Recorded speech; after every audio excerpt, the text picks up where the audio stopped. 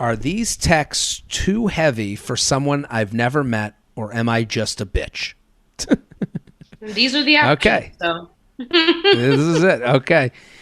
So, hi, Jared. Long time, first time. Love you to pieces. Never missed a show in Chicago. I'll get right to it. Well, thank you. During the week of Christmas, I started talking to this guy from Hinge. He had COVID and I was recovering from my booster, so we both had a lot of time on our hands and we texted quite a bit. To my surprise, we really hit it off. Then the holidays hit and I went to California for 3 weeks. Now I'm back and ready to meet, I think. I'll admit, some of the hype was lost when I was away, but I thought we both did a good job of keeping in touch, but not over texting. A few weeks ago, he dropped a few bombs on me about his mom's health and that his grandma had passed away. Of course, that's awful, and I feel terrible for him, especially because it sounds like he's going through a lot by himself, i.e. no siblings or dad, or at least no mention of them. Considering we haven't met, I've definitely expressed my empathy, but also keep thinking, is he unloading too much on me? Am I a cold-hearted bitch? On one hand, I'm thinking, oh, that's really sweet that he feels trust in me already. And then on the other hand, I'm like, dude, we haven't even met yet. Am I the only one you talk to? How many times can I send I'm sorry texts with hearts? I came home from California earlier this week, so I'm anticipating the text asking to grab a drink. I was excited to meet him before all this heavy shit happened, but also can't help but be a little bit turned off at our texting topics/tone lately. Am I a bitch for not wanting to potentially sign up for a guy that needs an immediate shoulder to cry on? Or am I being dramatic and should we set the date? Meet him. Should we set the date because we originally hit it off? How much is too much before I should call it? Screenshots attached of how our convos have been lately. Thank you for all you do. So let's read the convos. All right. Okay, I'll be him, you be her. You ready? All right. Ever so exhausted you want to go to bed at like 8:30, but no, your body can't sleep that long? Crying face emoji. I just so happen to be feeling the exact same way. Yawning face emoji. How was the day? If we try going to bed at the exact same time and give positive sleeping thoughts to each other, it could work. It was fine, worked out, worked remotely at my mom's facility, got acupuncture, ate too much Chipotle for dinner. I need a vacation so bad I could cry. Book something. Get out of the cold. Even if just for a few days. Life changing. I know, but it's so hard. If it's not one thing, it's another. Since my grandma died last week, he goes into it so quick.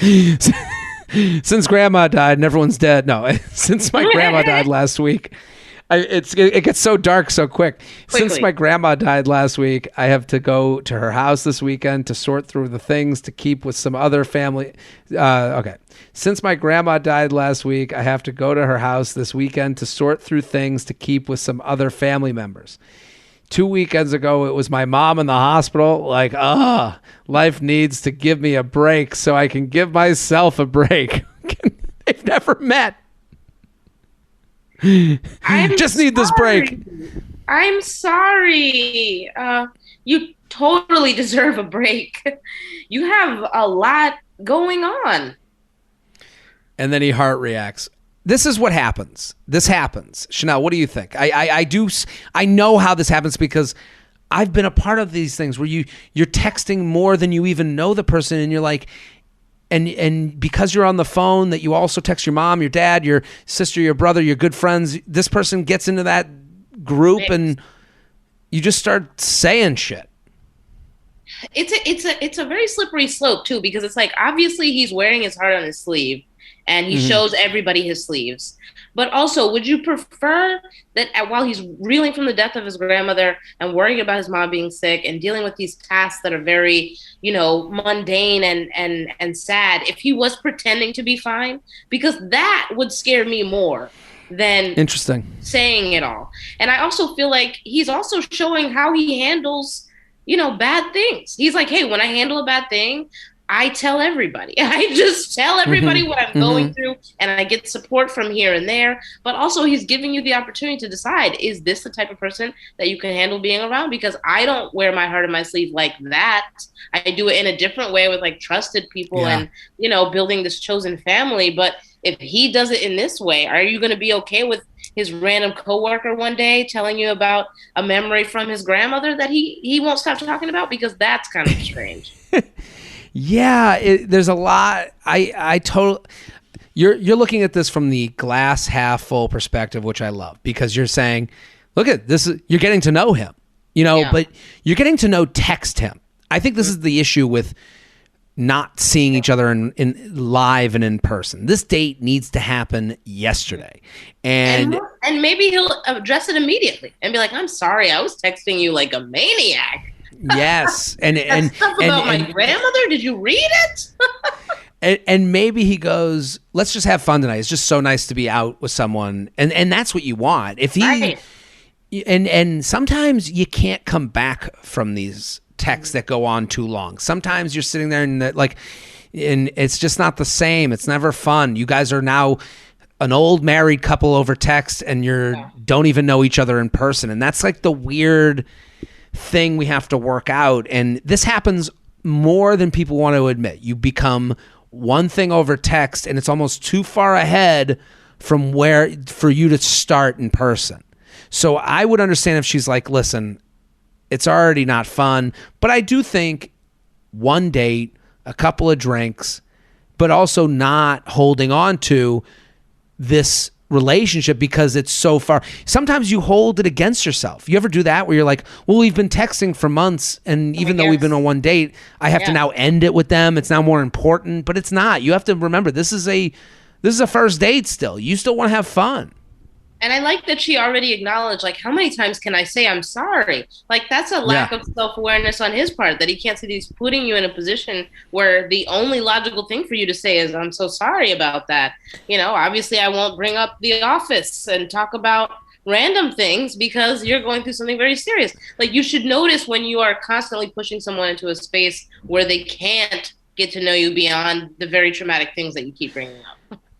That speaks to me. You ever go you ever go on like a podcast where someone like always comes at you with like one thing to talk about, and you're like, I don't want to talk about this anymore. And you're like, and then you go, and it's like, I have no opinion on this. I'm done with this topic. And then you go, and then they go, and then you're like, how was I not fun? It's like he's not allowing her to be fun. I hope this isn't the podcast where I keep it. I'm like, yeah, I know what you mean. No. Yeah. She's like, yeah, I'll never come back. No, but I've gone on as a guest on podcasts. I've had people go on, like, I go on the podcast and they go, well, like they'll say to me like, well, they'll basically give me opinion. I don't know. They'll just, it's like, we'll talk about a subject and I'll go, okay, I'm done with that. I don't know what else to say. And it's like, she's in that position too. I think that the position she's in is like, I've hearted so many texts. I've said, I'm sorry. I don't know you yet. And I am sorry because I'm sorry about death in anyone's family, even if I don't know them. But absolutely. Like, I also